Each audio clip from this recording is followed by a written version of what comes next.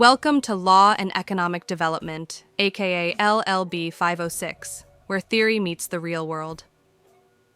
Hello! For some of you, we've met, maybe during our environmental law adventures or a moot court showdown. For others, this might be our first date. And like any decent first date, I'll try to keep it short, make a great impression, and avoid flashing any major red flags just yet. What is this module really about? At its core, this module poses one big, bold question. Is there a real, tangible connection between law and economic development? And if there is, how do we see it in action? Has law and development grown into a mature academic field, or is it still a work in progress? To answer that, we trace the roots of this discourse back to the 1940s, Q post W2OT recovery vibes, when global leaders began shaping economies using legal frameworks. From there, law's role evolved, no longer sitting quietly in the background, but actively shaping development policies, market stability, and social outcomes. Now, LLB 506 isn't just here to make you memorize legal jargon. Nope. It's here to give you the edge. Here's what we'll dive into. What does economic development even mean?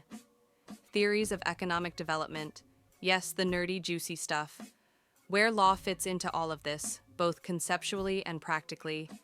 How legal frameworks create trust for both domestic and foreign investors. Why transparency, contract enforcement, and accountability are sexy, okay, essential tools for progress. And yes, we'll flirt a little with the right to development and international development law. Oh, and let's clear this up from the jump.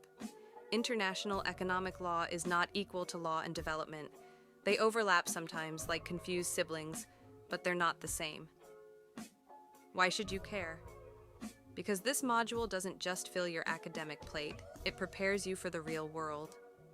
You could be a development policy advisor influencing global decisions, an international trade lawyer dealing with treaties and global deals, a CSR consultant making big companies give a damn, a human rights advocate fighting for marginalized voices, or even an investment and development specialist shaping Africa's infrastructure objectives.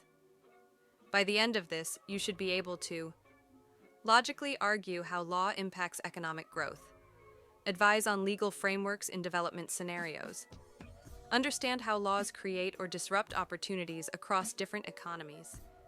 But you're probably wondering, how does this relate to my life? Easy. These skills are what the future needs. The world doesn't need more memorizers. It needs critical thinkers who can combine legal fluency with economic savvy. Expectations. Let's set the relationship rules. Imagine entering a relationship where you're doing all the work. Unfair, right? Well, the same applies here. This is a two-way street. So, read before class. Participate. Yes, even you shy ones, we see you. Respect deadlines. They're not suggestions. They're sacred assignments, 30%, plus presentations, 30%. Your final continuous assessment equals assignment plus price divided by 2. Oh, and speaking of presentations, yes, dressing well is part of the grade. Life isn't fair, but you're judged the moment you enter a courtroom or interview. Better to start practicing now. As for the assignment rubric, it goes as follows. Assignment rubric. Scholarly arguments, 10 points. Critical analysis, contrasting views, 15 points. Format and presentation, 5 points. No surprises. You know the expectations up front. That's how mature relationships work, right? Class structure. Week 1, module introduction. Week 2 to 3, presentation-driven learning, your chance to teach me. Final week, online revision classes plus Q&A, some core texts. Yang Shik Lee, Law and Development, Theory and Practice, Routledge, 2019.